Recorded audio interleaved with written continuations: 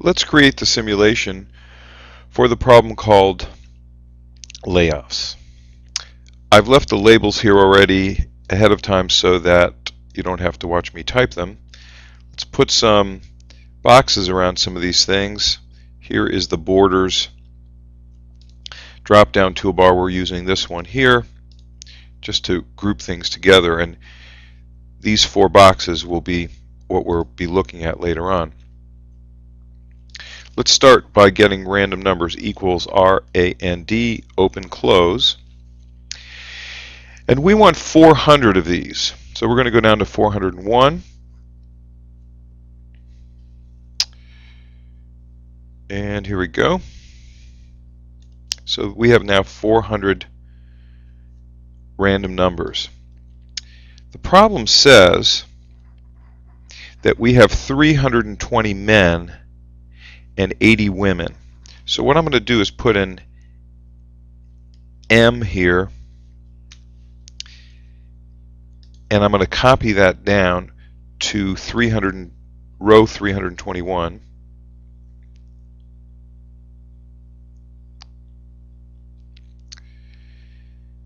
Here we go. And the rest of the way will be with women. So there'll be 80 of these then.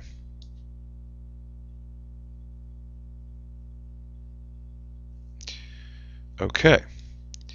So we have a column here that is not scrambled with 80 W's representing 80 female employees, and then 320 M's at the top representing the 320 male employees. What we'll do is we'll call this entire column, we'll name it employees. Again, you can click off and then come back here, click on employees, and you'll see it's the entire column.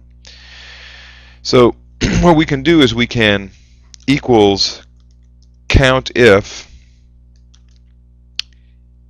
in employees, comma, you get an M, and you have to put quote M quote, close parenthesis. And this is just a check to make sure that we have the right number and it stays the right number. So this is similarly equals count if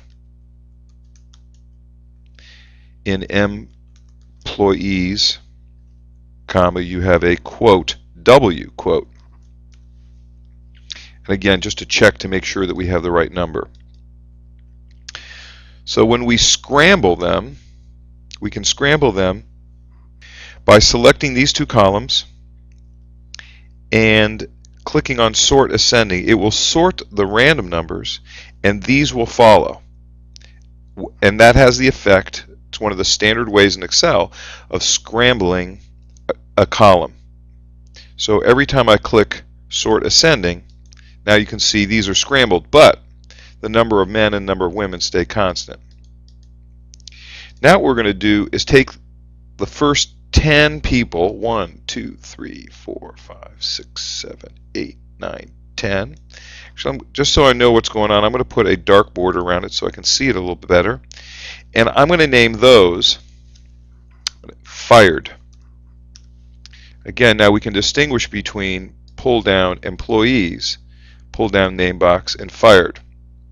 Now I'm going to see is equals count if in fired I have a quote M quote, and there happen to be 9, 1, 2, 3, 4, 5, 6, 7, 8, and 9, and what should be one woman equals count if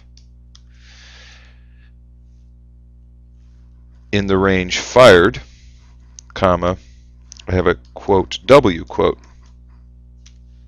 Yes, and I have 1. Now every time I sort ascending, it gives me 10 people chosen at random, actually their genders, at the top. So this would represent 7 men and 3 women. 1, 2, 3 women, and so forth. One last thing we can do is click on this column,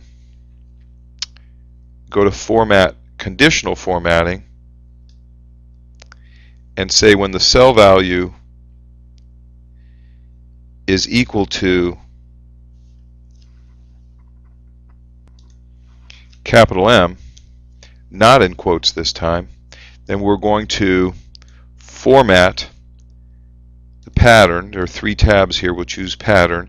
Let's say blue for men. And then we can add equal to capital W. We will format the pattern red. And when we say OK, now every time we run the simulation, it's easier to see what's going on. Here we happen to have in the first 10 randomly chosen 7 men, blue, and 3 women, or 9 and 1, or 6 and 4, and so forth.